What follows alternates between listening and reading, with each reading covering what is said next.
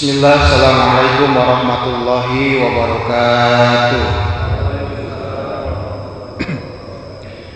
Alhamdulillah, alhamdulillahilladzi arsala Muhammadan nabiyyan wa rasulan birisalatin kamilah wa ja'alahu linnasi uswah hasanah la haula wala quwwata illa billah. Ashhadu an la ilaha illallah wa ashhadu anna Muhammadar Rasulullah. Nusalli wa nusallim ala sayyidina Muhammadin wa ala alihi wa sahbihi wa man tabi'ahu ila yaumil qiyamah. Ya ayyuhal hadirun ittaqullah faqad fazal muttaqun. Wa qala Allah ta'ala fil Qur'anil 'azim wa huwa asdaqul qailin. A'udzu billahi minasy syaithanir rajim. Bismillahirrahmanirrahim. Laqad kana lakum fi Rasulillahi uswatun hasanah liman kana yarjullaha wal yawmal akhir wa dzakarallaha katsiran. Al-ayat sadaqallahu adzim. Hadirin sidang salat subuh rahimakumullah.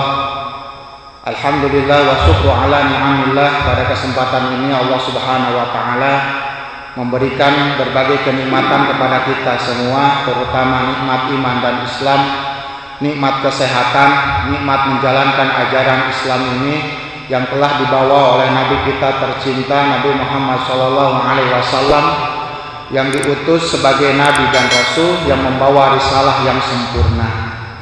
Kemudian diutus kepada manusia sebagai uswah hasanah, sebagai suri tuladan yang sangat baik, yang tidak ada kecacatan sedikit pun di dalam perilaku baik secara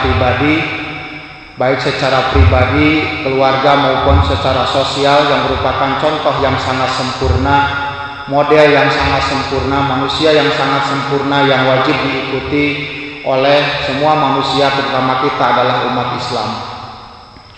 Dua kalimat syahadat sebagai ucapan persaksian kita, ucapan keimanan kita, ucapan keyakinan kita bahwasanya Allah sebagai yang wajib kita sembah dalam hal beribadah, wajib kita pinta dalam hal berdoa, dan juga kita bersaksi dalam syahadat bahwasanya Muhammad merupakan Nabi dan Rasul, yang tidak akan pernah ada Nabi dan Rasul setelahnya, yang merupakan pribadi yang sangat sempurna, yang membawa ajaran yang begitu membawa perubahan dari zaman yang tidak beradab kepada peradaban yang sangat tertata, yang sangat luar biasa kita nikmati dalam hidup ini penuh kenikmatan dengan ajaran Islam ini.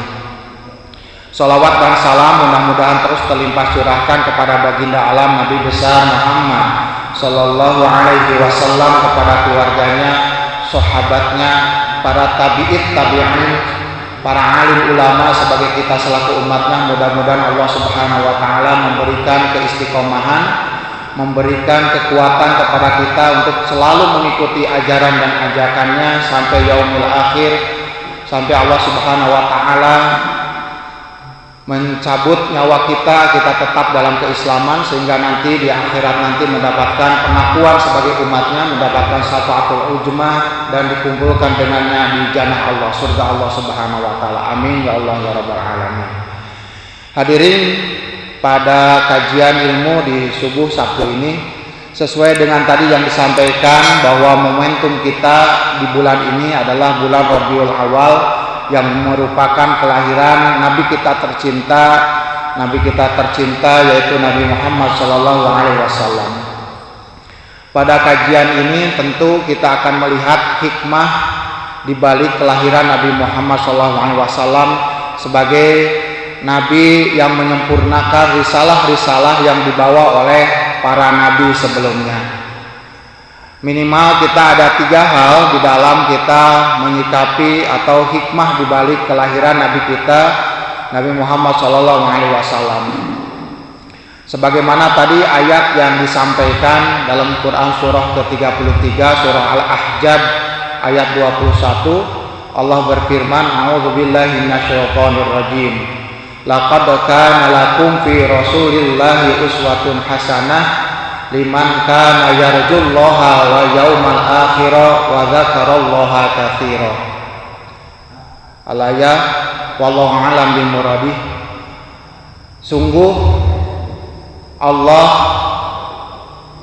telah menjadikan pada Nabi Muhammad, diri Nabi Muhammad, laqad kana lakum, bagi kalian, bagi kamu, fi rasulillahi, dalam diri Rasulullah SAW, uswah hasanah, suri tuladan yang baik. Suri tuladan yang baik itu adalah ada syaratnya, seseorang menjadikan Nabi Muhammad sebagai uswah hasanah. Syaratnya adalah kalau dalam ayat tersebut ada 3 seseorang, 3 kelompok yang bisa menjadikan Nabi Muhammad sebagai uswah hasanah. Yang pertama adalah orang tersebut liman kana yarjullaha, yang mengharapkan pertama rahmat Allah, yang mengharapkan keridhaan Allah, yang mengharapkan kebaikan dari Allah, maka orang tersebut pasti akan menjadikan Nabi Muhammad sebagai uswah hasanah. Yang kedua wa yaumal akhirah, yang mengharapkan hadirnya hari akhir, yang meyakini adanya hari akhir. Tanpa yakin akan adanya hari akhir, maka orang tersebut tidak akan pernah menjadikan Nabi Muhammad sebagai uswah hasanah. Yang ketiganya adalah wa dzakarallaha katsira, orang yang berzikir kepada Allah dengan sebanyak-banyaknya zikir. Jadi 3 syarat orang atau sebuah kelompok atau manusia bisa menjadikan Nabi Muhammad Shallallahu Alaihi Wasallam sebagai uswah hasanah itu. Yang pertama mengharapkan keridhaan rahmat dari Allah, yang kedua yakin akan hadirnya hari akhir, dan yang ketiga adalah banyak berzikir kepada Allah. 3 syarat inilah yang sangat penting orang akan menjadikan Nabi Muhammad sebagai uswah hasanah, sebagai suri tuladan yang baik. Maka di dalam kajian ini kita lihat berbagai fenomena yang muncul pada saat ini.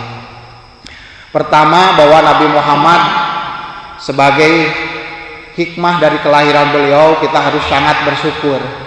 Kenapa harus sangat bersyukur? Sepertinya tidak mungkin kita akan bisa hidup tertib seperti ini ketika Nabi Muhammad tidak diutus ke muka bumi ini.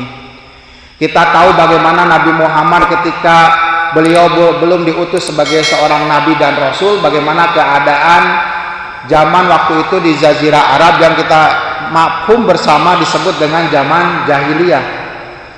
Bukan berarti manusianya bodoh, tapi perilakunya itu tidak sesuai dengan sifat-sifat kemanusiaan yang diciptakan oleh Allah. Misalkan kita yang paling menonjol adalah bagaimana memperlakukan wanita. Misalkan waktu zaman jahiliyah itu kalau punya anak wanita itu sangat hina. Sampai-sampai kita tahu bahwa Umar bin Khattab itu pernah mengubur anak perempuannya, karena anak perempuan itu statusnya waktu zaman jahiliyah itu menjadi sesuatu yang sangat hina kalau mempunyai anak perempuan. Ya, kalau kita tahu kan seperti itu. Kenapa? Karena yang namanya perempuan itu waktu zaman jahiliyah itu ya dijadikan sebagai budak, kemudian bahkan dijadikan sebagai alat transaksi gitu ya. Jadi kalau tidak punya sesuatu, ingin punya sesuatu gitu, maka bisa dijadikan alat transaksinya itu adalah menjual anaknya, anak perempuannya. Bahkan kalau berjudi, misalkan hartanya sudah habis, ada anak perempuannya, maka anak perempuannya yang dijadikan sebagai taruhan. Bahkan anak laki-lakinya juga ya bisa dijadikan anak taruhan sebagai perbudakan. Ini yang paling penting adalah menghapus perbudakan. Tetapi begitu Islam tiba, perbudakan dihilangkan, kemudian status tadi wanita yang menjadi yang sangat hina itu diangkat oleh ajaran Islam. Sampai-sampai seorang ibu itu di bawah telapaknya, di bawah keridhoannya itu ada surga. Kemudian bagaimana memperlakukan seorang wanita itu dibungkus auratnya supaya tidak terlihat dan sangat dimuliakan oleh ajaran Islam ini. Ini sudah merubah sebuah peradaban. Kemudian kastanisasi. Ya, kalau misalkan masih kastanisasi yang berlaku, wah, kita tidak bisa menikmati hidup enak karena kasta-kasta di sana itu kalau seperti orang-orang seperti kita, dari orang-orang yang tidak mampu, mungkin akan, kalau Islam ini tidak datang, kalau Nabi Muhammad tidak memperjuangkan persamaan hak, bisa jadi kita itu ada dalam golongan orang-orang budak gitu ya, bisa jadi diperjualbelikan dan seterusnya. Maka alhamdulillah Nabi Muhammad SAW membawa kepada kita kenikmatan seperti ini, maka wajib kita bersyukur dalam kondisi seperti ini. Karena dalam kondisi seperti ini Nabi Muhammad memberikan pada kita tidak ada orang yang istimewa. Bahkan di depan Allah yang istimewa itu hanya ketakwaannya. Tidak mengenal ilmuwan, tidak mengenal pengusaha, tidak mengenal pejabat dan lain-lain. Di depan Allah itu, di sisi Allah itu yang paling mulia itu hanya orang-orang yang bertakwa. Itu hebatnya Islam. Maka bagaimana dalam praktiknya kita di dalam sholat itu, siapa yang lebih dulu datang, itulah yang mengisi saf gitu ya. Tidak kita pernah melowongkan atau memberikan satu tempat yang kosong gitu. Ini jangan sampai ini ya, nanti ini buat pejabat, atau ini buat imam si anu, atau ini buat Pak RT, ini buat Pak Ketua DKM, ini buat Pak RW. Kan tidak pernah kita di dalam sholat. Itu hebatnya prinsip-prinsip di dalam Islam ya. Jadi kita harus, yang pertama hikmahnya kita adalah harus sangat bersyukur dengan adanya Islam ini diturunkan. Kenapa? Karena sudah sangat merubah peradaban yang tadinya peradabannya kacau balau gitu ya. Tadinya harkat derajat manusia itu tidak memanusiakan manusia, kemudian datang Islam, bagaimana manusia itu betul-betul diposisikan sebagai posisi manusia yang dimanusiakan. Itu jauh sebelum hak asasi manusia itu turun gitu. Jauh sebelum kita mengenal tentang hak asasi manusia, Nabi Muhammad sudah memperjuangkan yang disebut dengan hak asasi manusia. Bahkan bukan lagi hak asasi manusia, lebih tinggi daripada itu, hak asasi menurut Allah gitu ya. Menurut Allah itu bagaimana manusia itu adalah betul-betul sangat mulia, sangat dimuliakan. Mengurus jenazah saja bagaimana gitu ya, memperlakukan Islam cara mengurus jenazah itu sangat luar biasa. Inilah makanya kita wajib bersyukur dengan Nabi Muhammad diutus oleh Allah, sehingga persamaan hak, persamaan derajat, perilaku kita diatur oleh Allah sangat luar biasa sekali. Yang kedua, kita juga perlu mengkaji, tapi aneh ya, Nabi Muhammad itu sangat mulia, tidak ada yang tercela, bahkan maksum. Maksum itu dilindungi oleh Allah, dijaga oleh Allah dari perbuatan dosa. Sampai di perbuatan dosa itu ada salah satu sifat Nabi yang disebut dengan sidik. Sidik itu adalah jujur. Jadi Nabi Muhammad itu adalah salah satu manusia oleh Allah Subhanahu wa Ta'ala yang tidak pernah bohong. Makanya digelari adalah sidik, tidak pernah bohong. Coba bandingkan dengan kita, satu hari bohong berapa kali gitu. Tapi Nabi Muhammad adalah makhluk yang saking mulianya, diberi mempunyai sifat jujur, sidik sebagaimana sifat Nabi dan Rasul yang lainnya, dan salah satunya adalah tidak pernah bohong gitu ya. Itu adalah tidak tercelanya. Tapi kenapa Nabi Muhammad yang tidak tercela itu ada saja orang yang membencinya, orang yang tidak mengikuti ajarannya? Kita tahu pada zaman Nabi Muhammad saja banyak orang yang tidak mengikuti, bahkan keluarga yang dekat saja tidak mau taat kepada apa ajaran yang dibawa oleh Nabi Muhammad. Kita tahu tokoh-tokoh seperti Abu Lahab dan lain-lain itu adalah tidak ada yang lain, itu adalah masih keluarga Nabi, tapi mereka juga tidak taat.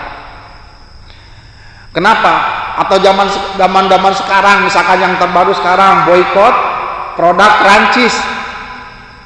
Ada orang yang sangat membenci kepada Nabi Muhammad, padahal apa salah Nabi Muhammad kepada Presiden Prancis Emmanuel Macron? Itu apa sih kesalahannya gitu? Atau ada orang-orang yang sangat membenci, memfitnah Nabi Muhammad dengan begitu menghinakan, menghalalkan karikatur gitu ya, sebagai kebebasan berekspresi. Padahal kalau Nabi Muhammad misalkan karikaturnya dihina, kalau misalkan dia Macron misalkan dihina dengan karikatur yang lain, apakah dia akan menerima? Pasti hati kecilnya itu merasa sedih dihina. Sebab tidak ada manusia yang merasa ridho kalau dihina oleh orang lain secara manusia. Coba saja bapak-bapak ini, kalau ada saja yang menghina, kata-kata yang menghina atau simbol-simbol yang menghina aja kepada kita, pasti kita akan tersinggung. Berarti kalau sudah menghina itu keluar dari sifat kemanusiaannya, padahal itu yang diperjuangkan oleh Nabi kita. Itu kenapa bisa seperti itu gitu ya. Nah ternyata kalau kita kaji gitu ya, kalau kita kaji itu adalah tiada lain karena pikiran itu dipengaruhi dengan apa yang dibaca, dilihat dan dirasakan ya. Makanya sangat penting dalam Islam itu yang disebut dengan asidik itu ya. Salah satu hadisnya kan Rasulullah SAW mengingatkan kita untuk senantiasa berlaku benar. Kenapa? Karena kita kalau sudah berlaku benar, kemudian kita membiasakan sesuatu yang benar, maka oleh Allah kita dicatat sebagai orang yang benar. Tetapi kalau kita sudah melakukan kebohongan, kemudian kebohongan itu dibiasakan dalam diri kita itu, kemudian ada bohong, kemudian kebohongan itu mempengaruhi dirinya, maka apa yang dikatakan, diucapkan, diperlakukan itu adalah kebohongan itu akan dianggap sebagai sebuah kebenaran. Ya, seperti fenomena hari ini gitu ya. Semulia Nabi Muhammad tapi masih ada yang bangga menghinakannya. Itu dalam sebuah hadis Rasulullah SAW bersabda, "Alaikum bisidqi fa inna sidqa yahdi ilal birra wa innal birra yahdi ilal jannah. Wa ma yazalu rajul yasduqu wa yataharru sidqa hatta yaktuba indallahi siddiqan." Dan sebaliknya juga dengan kadzib juga sama. Kalau wa iyyakum wal kadziba fa innal kadziba yahdi ilal fujur wa innal fujura yahdi ilan nar. Wa ma yajalu rajul yakdzibu wa yataharral kadzib hatta yaktuba indallahi kadzaban. Jadi kalau orang sudah jujur membiasakan benar, maka dia oleh Allah akan dicatat sebagai orang yang benar dan akan berlaku benar. Tapi kalau dia adalah bohong, kemudian memperlakukan kebohongan, membiasakan kebohongan yang akan membawa pada neraka, fujur pada kejahatan, maka dia pun akan dicatat oleh Allah sebagai orang pendusta yang besar. Jadi orang bisa berpikir semulia apapun, kalau pikirannya itu ditandai oleh informasi-informasi yang bohong, perilaku-perilaku yang bohong, bacaan yang bohong, apa yang diarti bohong, maka yang terungkap adalah sesuatu kebohongan-kebohongan. Begitu juga zaman dulu atau yang sekarang, kenapa ada yang masih membenci Nabi Muhammad? Yang kita yakini adalah bahwa yang diterima tentang Nabi Muhammad itu adalah informasi-informasi yang bohong, hal-hal yang bohong, hal-hal yang mendustakan, sehingga yang terjadi adalah kedustaan-kedustaan yang diungkapkan itu oleh mereka yang berpikir seperti itu. Karena kita tahu bahwa pikiran itu dipengaruhi oleh perasaan dan lain-lain. Maka para ahli mengatakan hati-hati dengan pikiran, karena pikiran bisa melahirkan perkataan. Hati-hati dengan perkataan, karena perkataan bisa melahirkan perbuatan. Hati-hati dengan perbuatan, karena dengan perbuatan bisa menjadi watak atau karakter.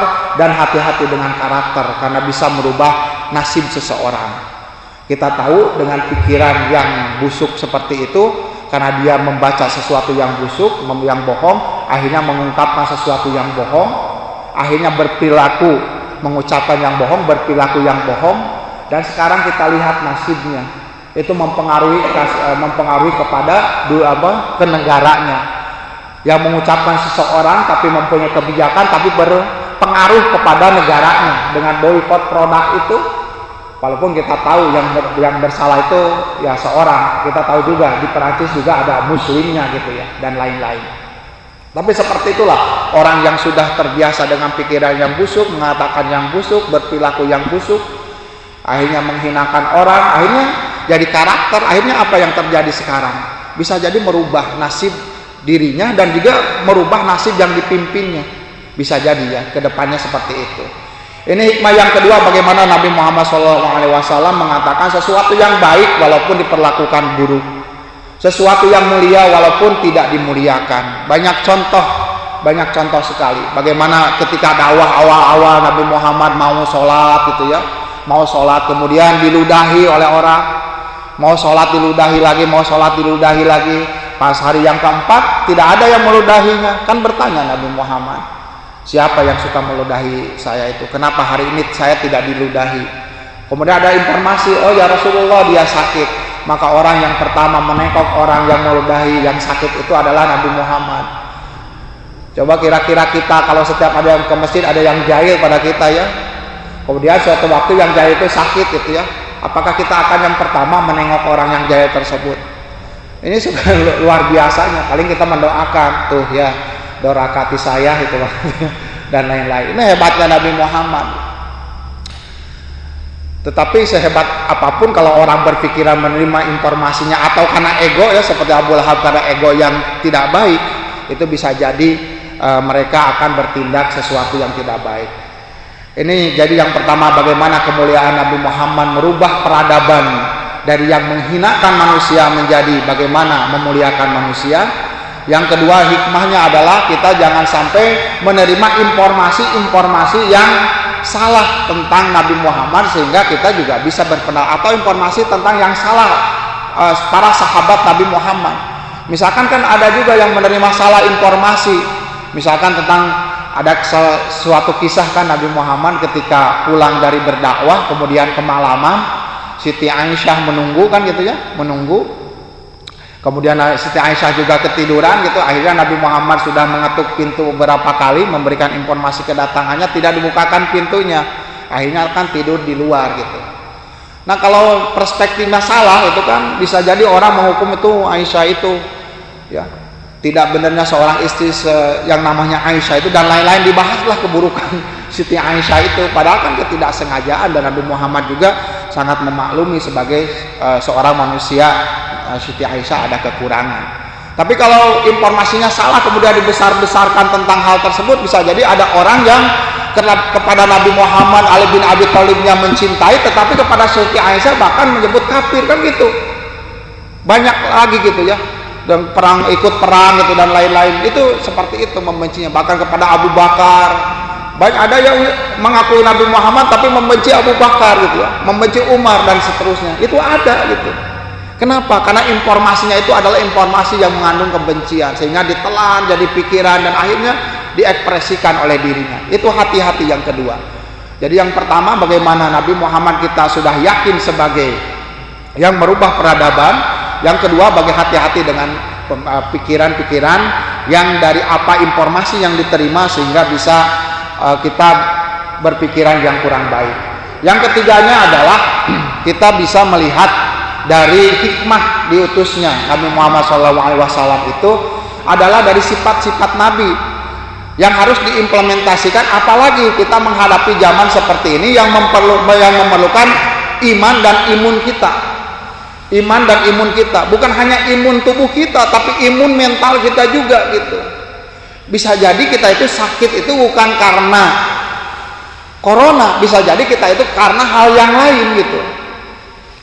Maka iman dan imun kita itu perlu dipertebal. Hikmahnya dari kelahiran Nabi Muhammad SAW adalah kita bisa belajar dari 4 sifat wajib yang ada pada Nabi kita ya, pada Nabi dan Rasul, yaitu sidik, amanah, fatonah, dan tabligh. Nah, 4 sifat ini bisa diimplementasikan dalam kehidupan kita. Ya, sidik misalkan berlaku benar,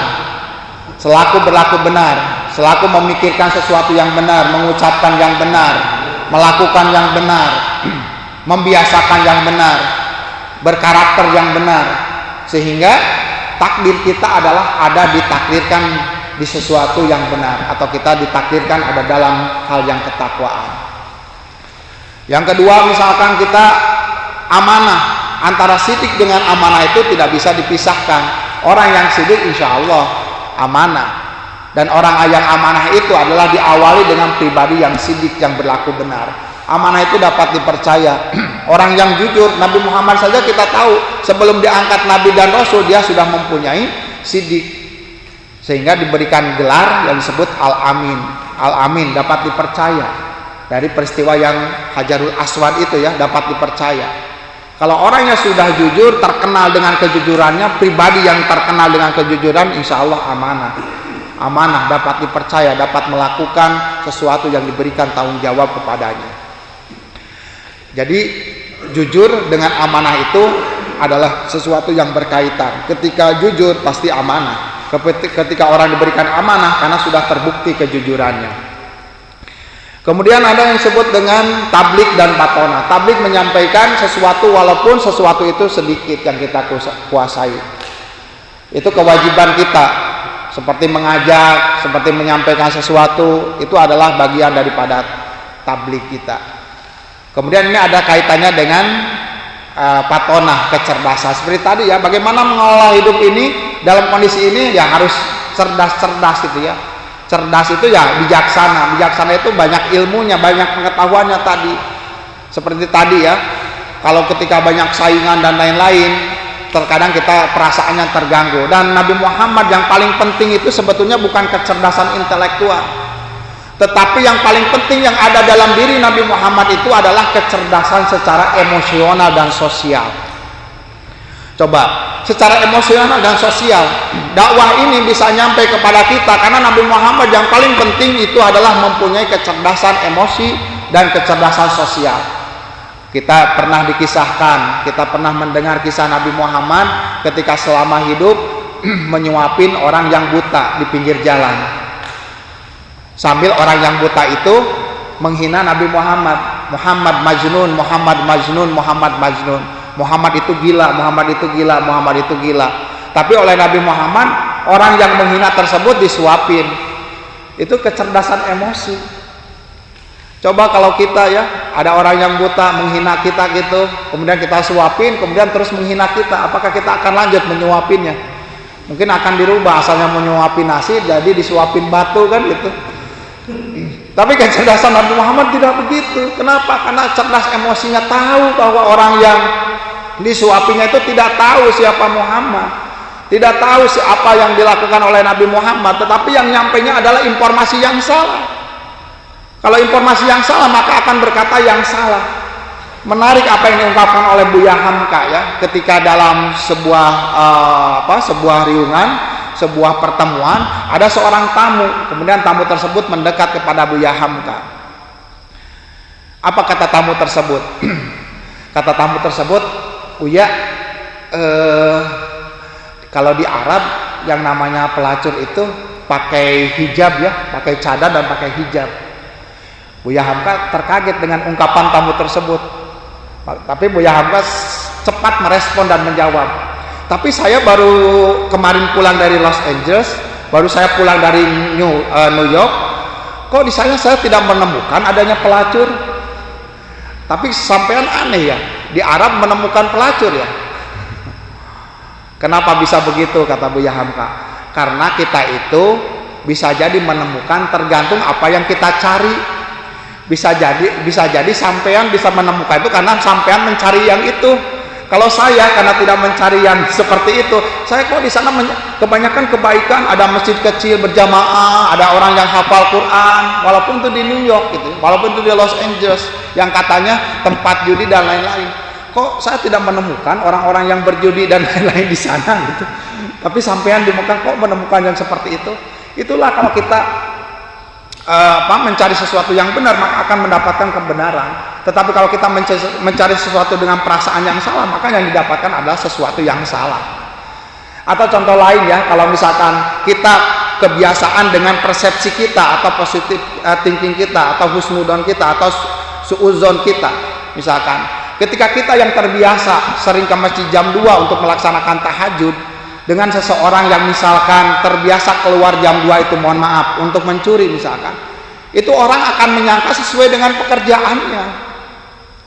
Ketika seorang pencuri lihat ada beberapa orang atau ada satu orang yang ke masjid jam 2, kalau seorang pencuri kan dalam hatinya pasti berpikir, waduh itu ada ya jam 2 mau ke masjid, wah kayaknya itu mau mencuri ya di masjid ya, padahal orangnya suka tahajud gitu ya. Tetapi kalau orang yang suka tahajud melihat ada orang keluar rumah gitu ya, keluar rumah kemudian berpakaiannya itu ya tidak ini, tetapi tetap di dalam hatinya, subhanallah, ternyata si anu juga suka tahajud ya, keluar rumah ya, dan lain-lain. Jadi orang itu bisa menyangka kepada orang lain tergantung apa yang dilakukannya gitu. Jadi kalau orang menghinakan seseorang berarti yang dilakukannya itu adalah sering sesuatu yang hina gitu. Inilah hikmah cerdas yang oleh Nabi Muhammad adalah cerdas secara emosional dan sosial. Bagaimana secara sosial Nabi Muhammad? kita bisa menilai sangat luar biasa. Jangankan perilaku Nabi Muhammad lah, turun aja grade-nya kepada sahabat saja. Kalau turun kepada sahabat saja grade-nya, waduh, kita malu ya. Seolah-olah kalau kita menceritakan kisah sahabat, seolah-olah cerita itu bohong. Kenapa seolah-olah bohong? Saking jauhnya perilaku kita dengan perilaku sahabat gitu. Misalkan salah satunya Abu Bakar saja. Abu Bakar itu adalah orang yang kaya, saudagar yang kaya, yang sangat luar biasa. Tetapi bagaimana Abu Bakar bisa mengorbankan seluruh hartanya sampai pakaiannya pun sangat terbatas. Ada yang menyatakan hanya 2, ada yang menyatakan hanya tersisa pakaian saja, karena seluruh hartanya habis untuk perjuangan, habis diwakafkan untuk perjuangan Nabi Muhammad. Kalau kita baca kisah itu sepertinya bohong kayaknya. Kenapa bohong? Karena jauhnya perilaku kita pada hari ini dengan perilaku Abu Bakar gitu ya. Sepertinya bohong. Ali bin Abi Thalib mengorbankan jiwanya, raganya untuk Nabi Muhammad. Kalau kita ini kan lagi sekarang seolah-olah bohong cerita tersebut, saking jauhnya perilaku kita. Untuk itu mari kita ingatkan bersama hikmah di balik kelahiran Nabi Muhammad SAW. Yang pertama adalah kita tentu saja meneladaninya. Yang kedua, kita harus selalu berusaha berpikir positif ya. Yang ketiganya adalah kita meneladani sifat Nabi dan Rasul, terutama adalah kecerdasan tadi. Yang paling penting adalah cerdas secara emosi dan cerdas secara sosial. Seperti tadi perdagangan, persaingan, rezeki dari Allah ya. Yang paling penting adalah saling mendoakan, bisa jadi kan saling membantu. Misalkan yang ini jualan A, ini jualan B. Ketika jualan A, ada yang menanya jualan B. Kalau ada tidak, oh di saya tidak ada, tapi ada teman saya yang jualan itu. Tunggu dulu ya, saya telepon. Kan dibantu gitu ya. Ini ada yang mau beli sini, coba ke sini. Kan telepon gitu dan lain-lain, atau ditunjukkan dan lain-lain. Itu menjadi kecerdasan sehingga menjadi wasilah, menjadi jalan kita diperlancar rezeki oleh Allah Subhanahu wa taala. Mungkin itu yang dikaji pada kesempatan ini. Dengan momentum kelahiran Nabi Muhammad, kita semakin berusaha berikhtiar untuk bisa menjadi pribadi yang lebih baik, pribadi yang lebih baik lagi, lebih mendekatkan diri kepada Allah Subhanahu wa taala. Dengan segala kekurangannya, kita saling mendoakan. Sekali lagi kita saling mendoakan. Mudah-mudahan dengan doa yang tidak terungkap dan tidak diketahui oleh sesama kita, Allah Subhanahu wa taala bisa mengabulkan doa kita, menjadikan kita pribadi yang lebih baik, pribadi umat yang menjadi umat Nabi Muhammad yang terbaik, dan bisa menjadi wasilah Islam ini menjadi yang izzatul Islam ini menjadi perkasa lagi. Dan orang-orang yang masih berpikiran menghinakan Nabi Muhammad, menghinakan Islam, mereka menjadi lebih objektif dan terbuka dengan Islam, sehingga mereka semuanya diberikan hidayah oleh Allah Subhanahu wa taala. Karena tidak ada yang tidak mungkin. Allah Subhanahu wa taala memberikan hidayah kepada seseorang yang oleh Allah sudah dikehendakinya. Demikian yang bisa disampaikan. Mohon maaf atas segala kekurangan dan terima kasih atas perhatian. Hatur nuhun hapunten ka para guru sadayana, dan terima kasih kepada semuanya. Mudah-mudahan sekali lagi majelis ilmu ini menjadikan kekuatan kita untuk bisa menjadi pribadi yang lebih baik, lebih soleh, dan bisa menjadi umat Nabi Muhammad secara kafah. Demikian, billahi bisabil haq. Assalamualaikum warahmatullahi wabarakatuh.